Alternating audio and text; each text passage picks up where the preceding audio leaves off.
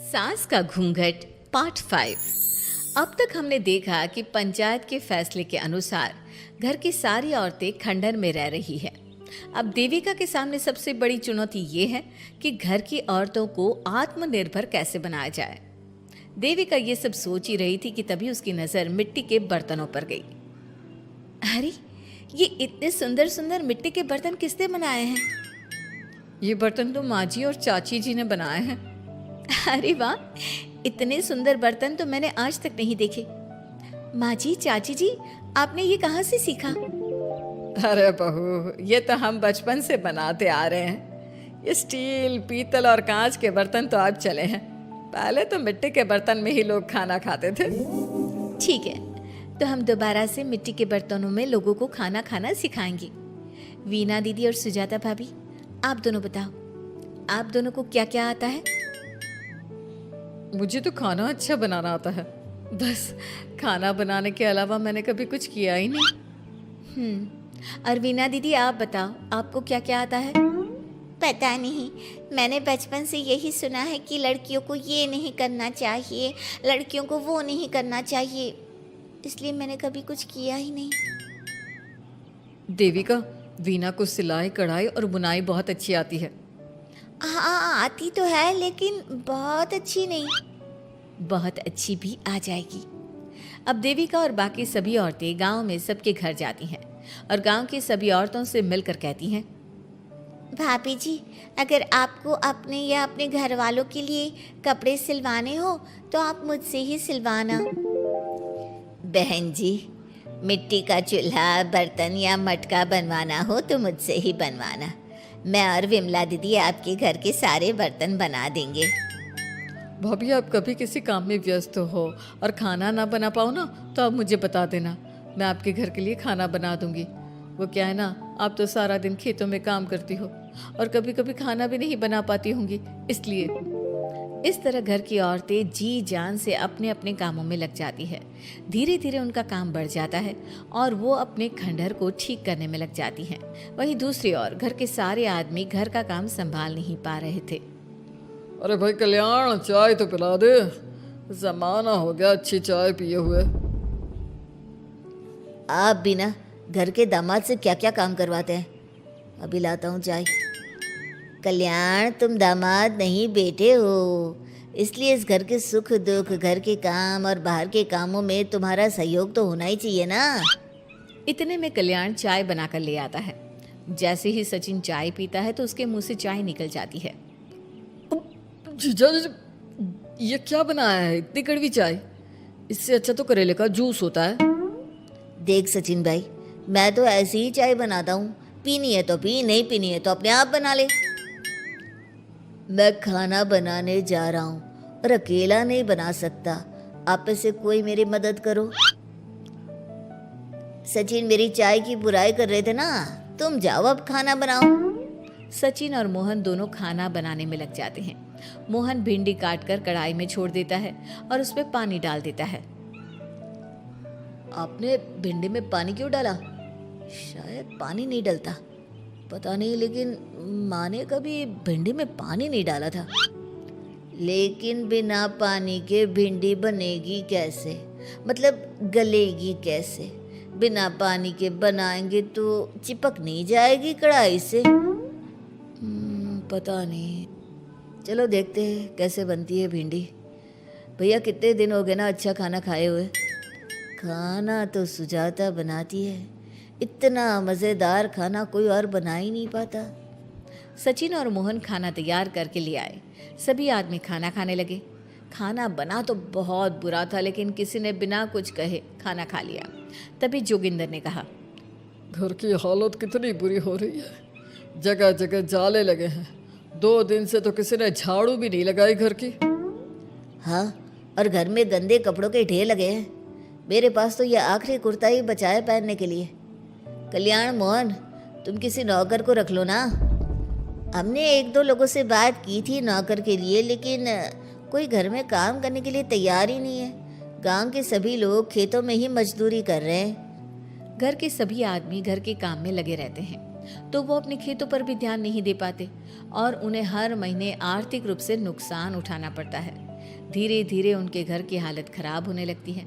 एक दिन कल्याण सबसे कहता है, घर को तो औरत ही संभाल सकती है, हमारे बस का नहीं है घर संभालना। हमें किसी तरह से उस सब को वापस इस घर में लाना ही होगा। अरे कल्याण बेटा, पंचायत का फैसला था कि औरतें हमसे माफ़ी मांगे, लेकिन उन्होंने माफ़ी नहीं मांगी। अब हम उन्हें बुलाने गए तो उल्टा हमें ही अपनी अपनी पत्नियों से माफ़ी मांगनी पड़ेगी। हमें कोई ऐसा रास्ता निकालना होगा कि वो मजबूर हो जाए हमारे पास आने के लिए। बापू, उन सभी ने अपने अपने काम शुरू कर दिए हैं, क्यों ना हम सबके काम में नुकसान कर दे, इससे वो मजबूर हो जाएंगे हमारे पास आने के लिए। भैया, ये कैसी बात कर रहे हो? इससे वो मजबूर नहीं होंगी बल्कि और भी ज़्यादा गुस्सा हो जाएंगी।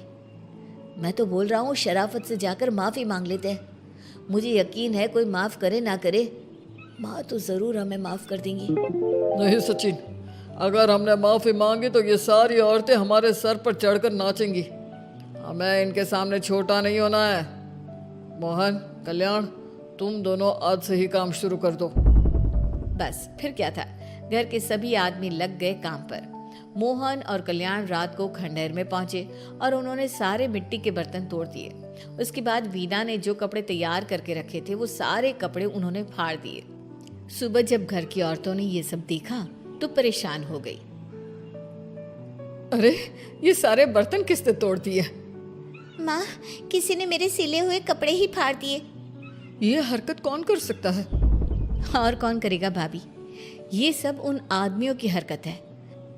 जब किसी तरह से हमें झुका नहीं पाए तो हमारे काम बिगाड़कर हमें परेशान कर रहे हैं। सभी औरतें दुगनी तेजी से काम में लग गई। उन्होंने दिन रात मेहनत की और उस खंडहर को महल की तरह बना दिया।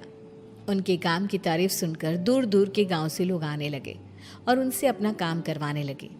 एक दिन सभी औरतें बैठकर खाना खा रही थी, तभी विमला ने देविका से कहा, देविका, हम कभी सोच भी नहीं सकते थे कि हम अपनी मेहनत से अपने लिए इतना बड़ा और इतना अच्छा घर बना लेंगे। देविका बहू, आज हमें इस बात का एहसास हो रहा है कि हम तो सिर्फ सांस ले रहे थे, जीना तो हमें तुमने सिखाया है। मुझे तो अब भी यकीन नहीं हो रहा कि मेरे पति की पहचान के अलावा भी मेरी कोई पहचान है। गांव के सब लोग मुझे सिर्फ मोहन की पत्नी के रूप में जानते थे, लेकिन अब सारा गांव मुझे जानता है। देविका, मैं कुछ ही दिन में इस गांव में एक अच्छा सा होटल खोल लूंगी और मैं एक बुटीक खोलूंगी। मैं यहाँ गांव की लड़कियों के लिए एक स्कूल खोलना चाहती हूँ, यही मेरा सपना है। सभी औरतें खाना खाकर सो जाती है। रात बहुत ज्यादा हो गई है, लेकिन देविका को नींद नहीं आ रही थी। तभी उसे किसी के कदमों की आवाज़ सुनाई दी। पहले तो देविका थोड़ी डर गई, लेकिन उसने हिम्मत करके उठकर देखा तो उसके सामने सचिन खड़ा था। सचिन, तुम यहाँ क्या कर रहे हो? कहीं तुम मेरा कोई नुकसान तो करने नहीं आए? मेरे पास तो किताबों के अलावा कुछ नहीं है, फाड़ना चाहो तो फाड़ सकते हो। देविका, मैं तुम्हारा कोई नुकसान करने नहीं आया हूँ, बस तुमसे माफ़ी मांगने आया हूँ। क्या? रात के अंधेरे में चोरों की तरह तुम मुझसे माफ़ी मांगने आए हो? प्लीज़ देविका, माँ और चाची को समझाओ कि वो बापू और चाचा जी से माफ़ी मांग ले और तुम सबको लेकर घर आ जाए। सचिन, तुम भी तो अपने बापू और चाचा को अपने साथ ला सकते थे ना, और माँ और चाची से माफ़ी मंगवा सकते थे ना। प्लीज़ देविका, मुझे माफ़ कर दो और घर चलो। कैसे माफ़ कर दो सचिन? तुमने मुझे मरने के लिए छोड़ दिया। अगर माँ और चाची हिम्मत करके मुझे अस्पताल ना ले जाती तो आज मैं और मेरा बच्चा जिंदा ना होते। ना तुम मुझे अस्पताल में देखने आए और ना ही अस्पताल से आने के बाद मेरा हाल चाल पूछा। मुझे तो छोड़ो, तुमने अपने बच्चे का चेहरा तक नहीं देखा और तुम मुझसे उम्मीद कर रहे हो कि मैं तुम्हें माफ कर दूं? कभी नहीं सचिन। देखो देविका, हम सबको बहुत नुकसान हो रहा है। घर के काम की वजह से हम बाहर के काम पर ध्यान नहीं दे पा रहे। घर और जिंदगी दोनों अस्त व्यस्त है। वो इसलिए कि तुम सब आदमी संगठित नहीं हो, अपना दिमाग और ऊर्जा हमें परेशान करने में लगा रहे हो। और हम औरतें संगठित हैं, हम अपना दिमाग और ऊर्जा अपनी प्रगति में लगा रहे हैं। इसलिए हमने खंडहर को भी महल की तरह कर दिया और तुम्हारी हवेली खंडहर की तरह लगती है। सचिन देविका से बार बार माफी मांग रहा है। क्या सचिन को अपनी गलती का सच में पछतावा है या फिर ये घर के आदमियों की कोई नई चाल है? ये जानने के लिए आपको हमारे आने वाले एपिसोड का इंतज़ार करना होगा। और हाँ, कमेंट करके हमें ये भी ज़रूर बताइए कि क्या देविका को सचिन को माफ़ कर देना चाहिए? क्या उसे सब कुछ भूल कर सचिन के साथ अपना घर बसाना चाहिए या फिर सचिन को भूल जाना चाहिए?